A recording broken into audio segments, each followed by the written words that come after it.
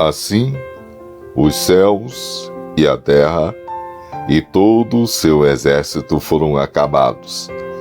E estas foram as origens dos céus e da terra, quando foram criados, no dia em que o Senhor Deus fez a terra e os céus.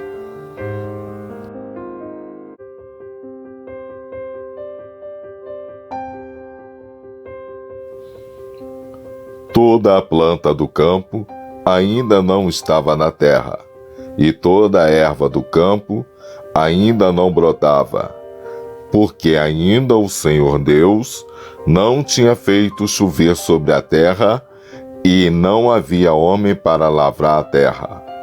Um vapor, porém, subia da terra e regava toda a face da terra.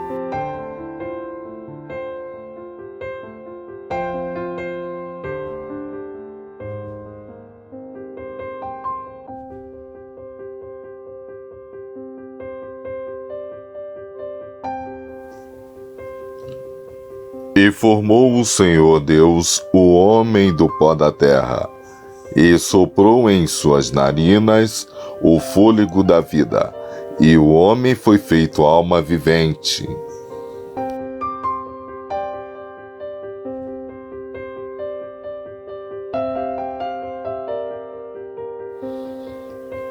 O Éden já existia, o imenso laboratório da ciência divina, e nele Deus criou um jardim. E plantou o Senhor Deus um jardim no Éden, da banda do Oriente. O jardim ficou conhecido como o Jardim do Éden. Deus conseguiu fazer uma obra que é a mais perfeita do seu exército, que foi o homem, Adão, um ser feito do pó da terra, modelado pelas mãos de Deus. E ao mesmo tempo que o homem é frágil, ele também é forte. Se, por exemplo, um cidadão cair de um determinado plano alto, este indivíduo será flagelado, como pó. Mas, por outro lado, suporta carregar pesados quilos e não desloca os membros dos seus braços e sustenta toda a carga com os seus joelhos. Isto é impressionante. A combinação perfeita do flagelo com a fortificação.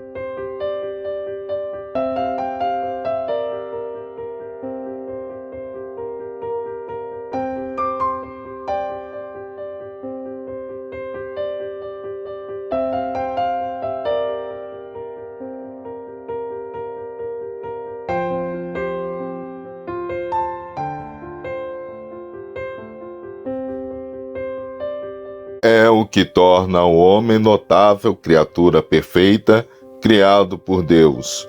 E, estando num estado de um corpo feito do pó da terra, como se fosse um boneco vazio, Deus soprou uma porção de seu espírito nesse corpo humano, diretamente nas narinas, tornando este corpo matéria em alma vivente.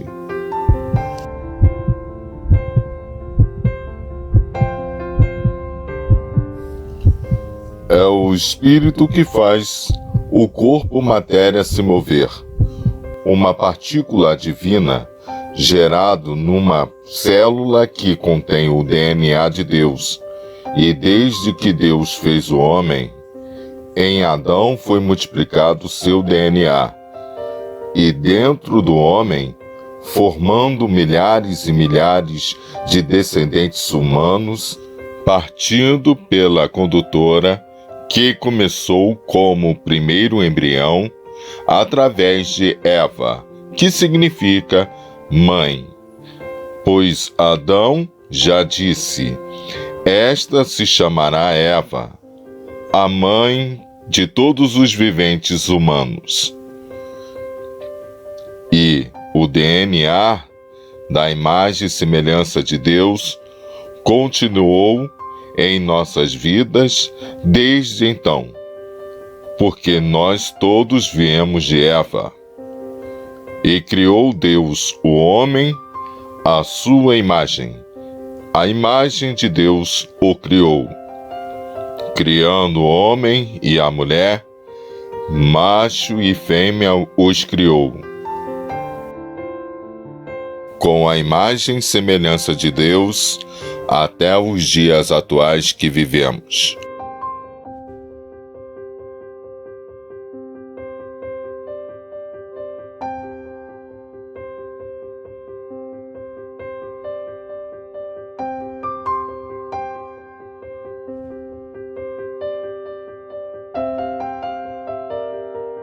Mas como o DNA de Deus se comportou agora num corpo feito do pó da terra,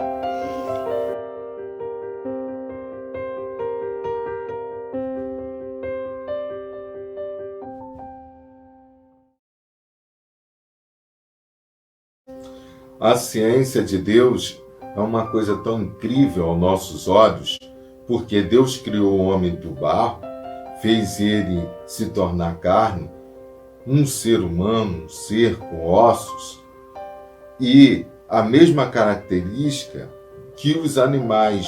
Então esse corpo animalesco, ele vai sentir cansaço, sede, até mesmo porque Adão e a Eva comeram o fruto do conhecimento do bem e do mal. O homem agora, ele se adequa ao meio ambiente, assim como os animais também.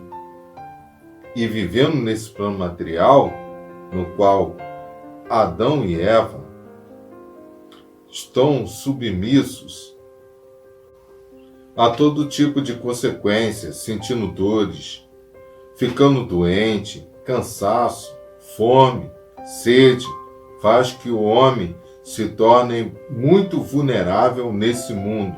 Vai ser submisso às consequências desse mundo material, que é nascer, crescer, envelhecer e morrer, ter doença, sentir fome, sentir sede, cansaço, estresse, agonia. Então, como pode a criatura formada por Deus vir replicar que Deus criou-o assim?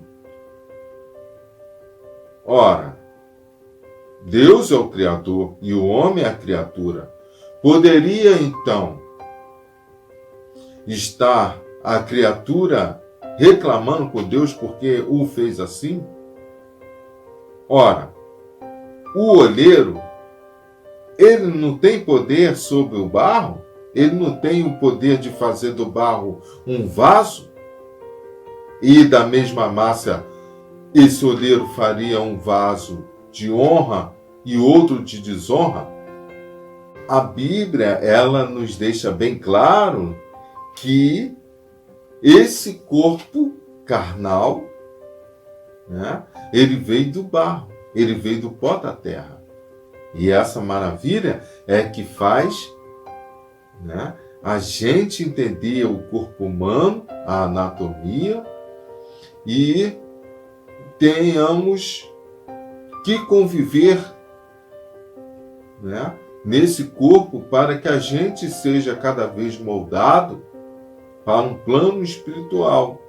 Bem-aventurado é aquele que deixa ser moldado pelas mãos de Deus. Então Deus é esse olheiro que está nos aperfeiçoando, mesmo já ter nos criado, porque as obras de Deus já foram feitas.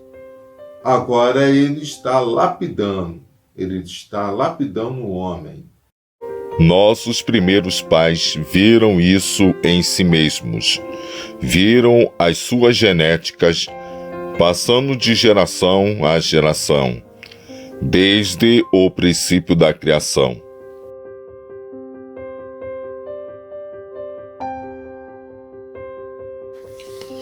Nomeamos nossos filhos com o nome que escolhemos. E é por isso que este livro se chama Gênesis, a genealogia de Deus. Falamos de genética multiplicadora, vindo de um só embrião inicial de Eva.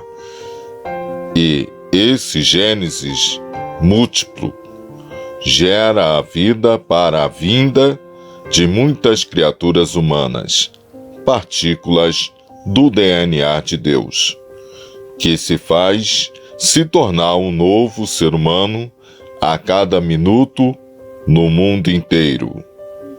Mas o fôlego da vida foi inicialmente criado em Adão, porque Deus nele soprou, e dele estamos vivos até hoje, no exato presente.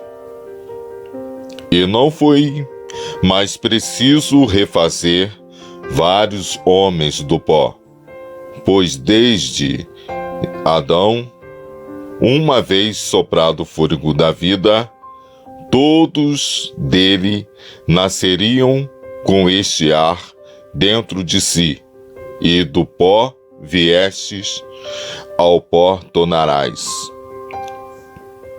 Porquanto és pó, e em pó te tornarás, e deixará sua semente na terra, em geração e em geração.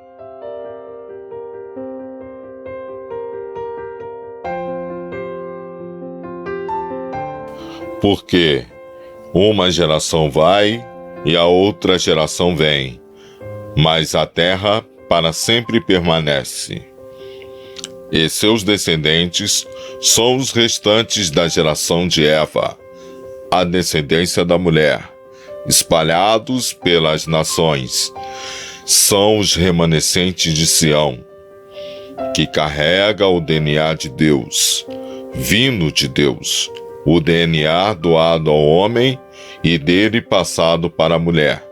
Cada embrião feminino fecunda um corpo e recebe um novo espírito, vindo de Deus, desde o ventre materno, que crescerá como um novo ser perfeito no colo de sua condutora, conforme tua genética, que o carregará por 9 meses do pré-natal.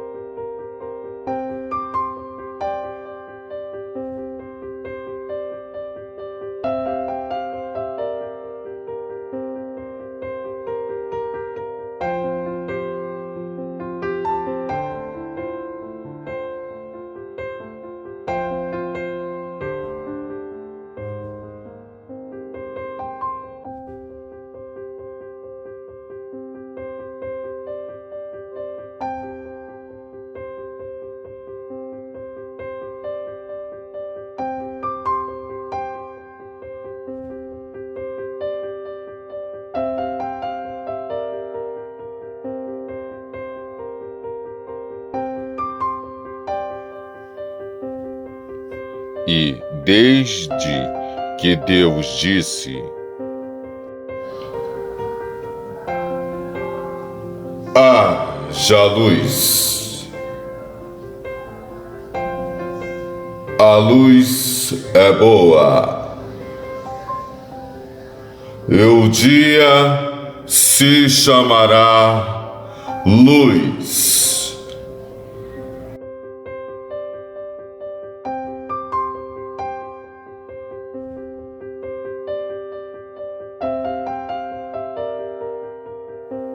E quando já nasce um bebê de sua mãe, se fala que ela deu à luz.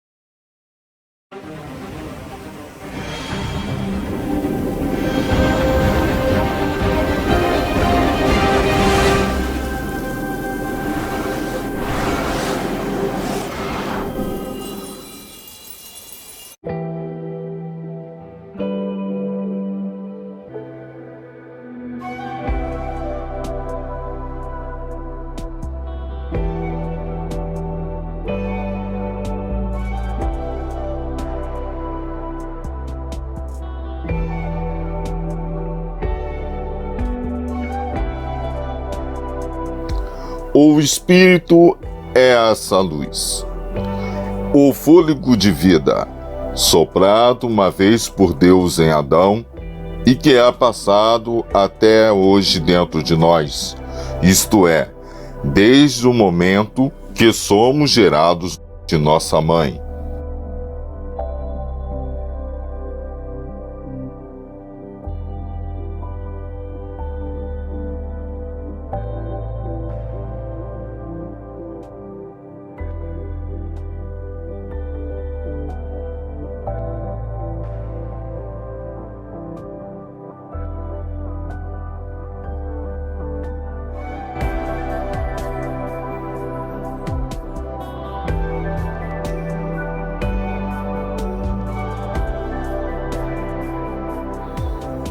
E, habitando no corpo matéria, que se desenvolve desde um feto até a fase prematura da gestação, sendo seu espírito já uma alma vivente dentro do embrião fecundo, o que faz a matéria se mover.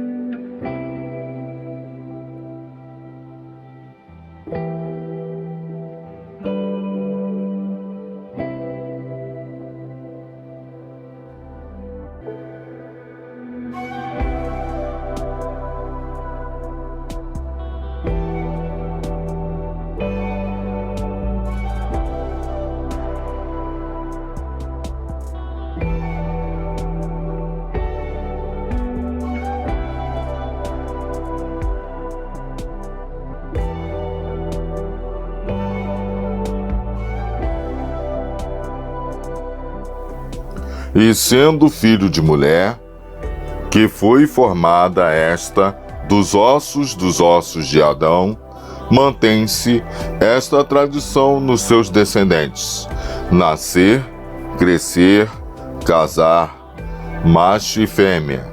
Estes formam um casamento entre o homem e a mulher, sendo estes uma só carne.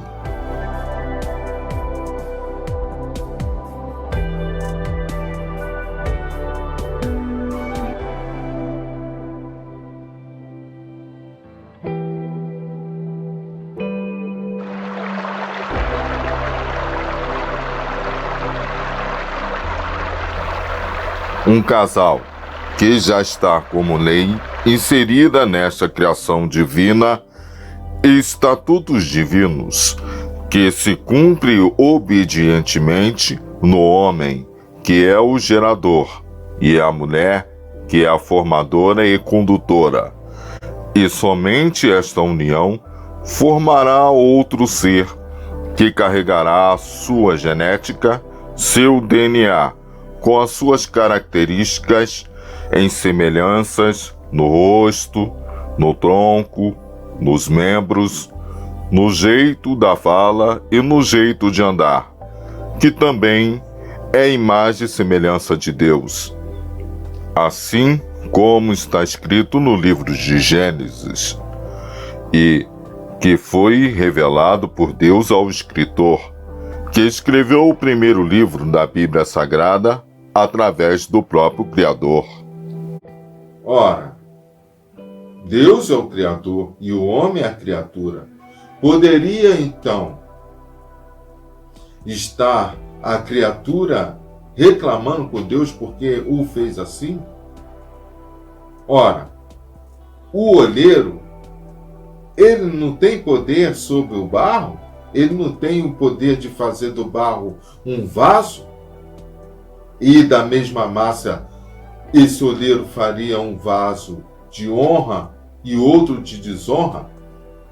A Bíblia, ela nos deixa bem claro que esse corpo carnal, né, ele veio do barro, ele veio do pó da terra. E essa maravilha é que faz, né, a gente entender o corpo humano, a anatomia, e tenhamos que conviver, né, nesse corpo para que a gente seja cada vez moldado para um plano espiritual. Bem-aventurado é aquele que deixa ser moldado pelas mãos de Deus. Então Deus é esse olheiro que está nos aperfeiçoando, mesmo já ter nos criado, porque as obras de Deus já foram feitas, agora ele está lapidando o homem.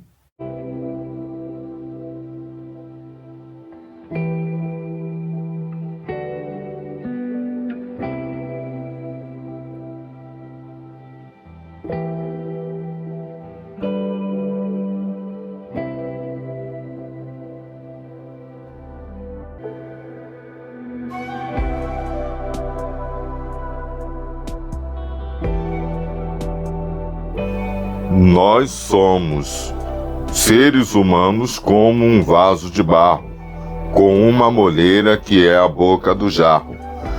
Estando nosso espírito dentro desse vaso, desse corpo material, estaremos protegidos dos seres das dimensões celestiais das trevas a vir nos tocar em espírito, enquanto estivermos dentro desse corpo carnal, mas não contra as suas invasões nas nossas mentes, pois é em nossas mentes que eles agem por ondas espirituais e com influência maligna.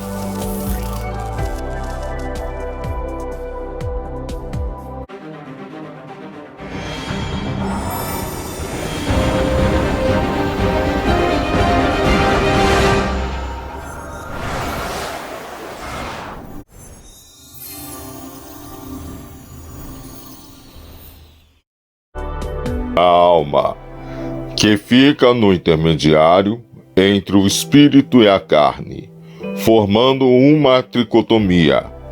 E estes espíritos maus agem em suas invasões por arrombamentos e saqueamentos de nossos despojos materiais, como um fim de um relacionamento trabalhista, conjugal, amigável, matrimonial ou patriarcal, ao ponto do indivíduo vir perder a sua saúde, sua família, ficar com depressão e perder a sua vida, vir a sair deste corpo material que o protege e ficar vulnerável fora da matéria, vagando frente a frente com tais seres espirituais das trevas, no plano espiritual,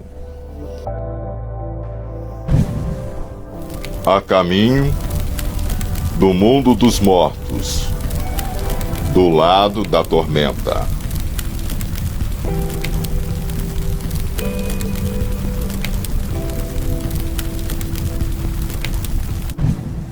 E esse corpo não se desmancha porque a gente veio do pó da terra, porque Deus fez que esse pó da terra fosse moldado como um barro, criando esse corpo em forma de carne, tendo então ossos, a camada muscular e a camada da pele. Com isso, nós não nos desmanchamos no ar. Nós, mesmo que estivermos numa velocidade, andando numa moto, e que faz que a gente vá de contra o vento, esse corpo ele está unido, unificado, ele está num só elo. E também ele vem estar guardando o espírito e a alma. Salomão, ele nos mostra que o fôlego de vida habita no homem, habita no ser humano, assim como está nos animais também. Porque quem é que pode dizer que o espírito do homem vai subir e o dos animais irá descer? Por quê? Porque os dois eles estão em forma animalesca, mas eles têm, fôlego neles, essa respiração, esse ar, habitando tanto no homem quanto nos animais. E Salomão se tratava desse assunto devido ele dizer que tudo é vaidade. Nós somos vaidade porque nós trabalhamos, mas os animais eles não trabalham. Então, nós trabalhamos, mas também nós usufruímos daquilo que nós trabalhamos para as atividades do cotidiano, ir para a balada, ir para a orgia, boemia. Com isso, o corpo não tem a sustentabilidade de se manter, a não ser envelhecer. E isso não estaríamos, então, fazendo com que está matando a nossa carne? Então, estaremos com vaidade, porque nós trabalhamos, mas estamos prejudicando a nossa carne. Estaremos, então, assim como os animais que não têm noção das coisas que acontecem aqui na vida com o seu lado espiritual, porque todos estão na vaidade material. Com isso, quem pode dizer que o homem vai subir ou que os animais vão descer? É preciso que nós venhamos trabalhar, mas também que nós saibamos, a tratar do lado espiritual, que o Espírito está nos avisando para cuidar do corpo, porque o Espírito cobiça contra a carne, e a carne cobiça contra o Espírito. e um, né, alterna contra o outro, fazendo com que o Espírito venha a nos avisar.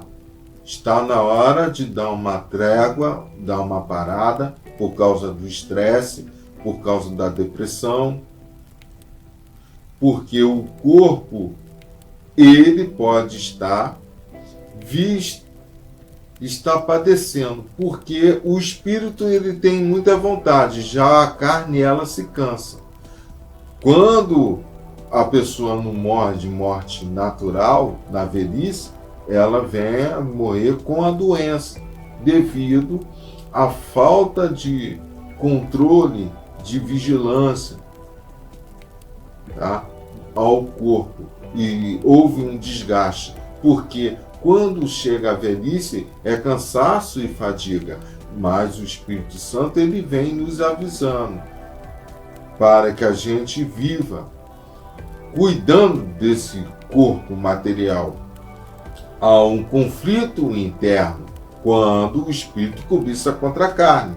Com isso, a carne tem os desejos e as paixões de seguir essa boemia, essa rotina, essa orgia, né, da vida.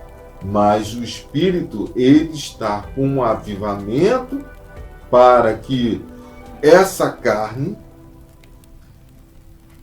quando não estiver aguentando mais essa vida boêmia, o espírito, ele então vai sair desse corpo material. Longe desse corpo matéria.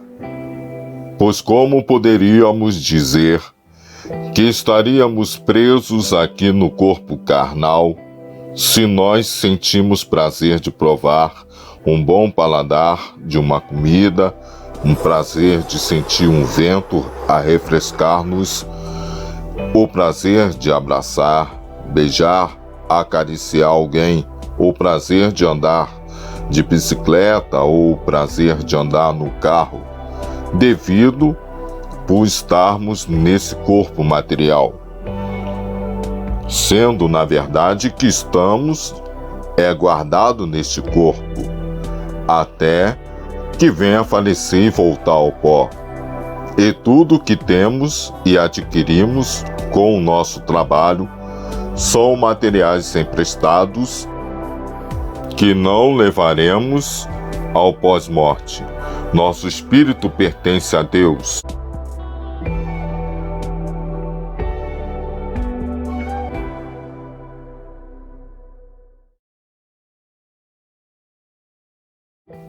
E a alma, ela habita, né, entre a carne e o espírito. O espírito, ele é pertencente a Deus. A carne, ela vai ao pó, tornará ao pó. E a alma vai ser deslocada para um lugar, dependendo das ações, as obras, de tudo que nós praticamos aqui nesse plano terreno. A alma, né, somos nós.